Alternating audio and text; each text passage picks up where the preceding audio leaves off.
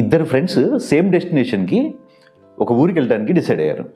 So అందులో ఒక అతను నేను గూగుల్ మ్యాప్స్ ఆన్ చేసుకుంటాను, రూట్ ఈజీగా ఉంటుంది, సింపుల్గా రీచ్ అయిపోతాను అని చెప్పని అంటాడు.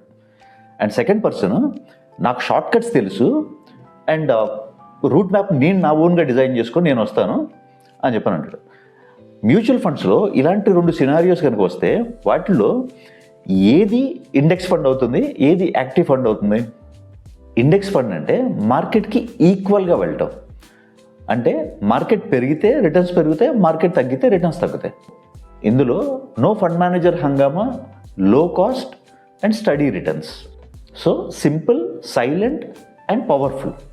బట్ యాక్టివ్ ఫండ్స్లో ఫండ్ మేనేజరు మార్కెట్ రిటర్న్స్ని బీట్ చేయడానికి ట్రై చేస్తూ ఉంటాడు ఎప్పుడు. అంటే రైట్ స్టాక్ని సెలెక్ట్ చేయటం, బ్యాడ్ స్టాక్స్ని అవాయిడ్ చేయటం. సో ఇలాంటి స్ట్రాటజీస్తో వెళ్తూ ఉంటాడు.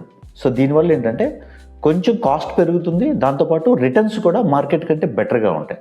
So fund manager efforts correct అయినాయి అంటే మార్కెట్ని బీట్ చేసే రిటర్న్స్ వస్తాయి. లేదు అవ్వలేదు అంటే ఇండెక్స్ ఫండ్స్ కంటే లో రిటర్న్స్ వస్తాయి. సో ఈ రెండిట్లో ఏది బెటర్ అంటే here is the real truth.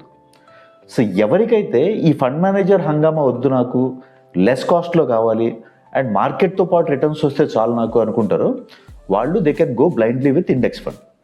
లేదు నేను మార్కెట్ రిటర్న్స్ కంటే బీట్ చేసే రిటర్న్స్ రావాలి, లాంగ్ టర్మ్లో గోల్ బేస్డ్ వెల్త్ క్రియేషన్ కావాలి, నాకు proper review and expert guidance కావాలి అనుకుంటారో వాళ్ళకి active funds best option. So ఫైనల్గా index funds gives you market returns, active funds gives you opportunity to beat the market. But returns doesn't generate based on the funds. Returns generate based on the best fund you choose for you.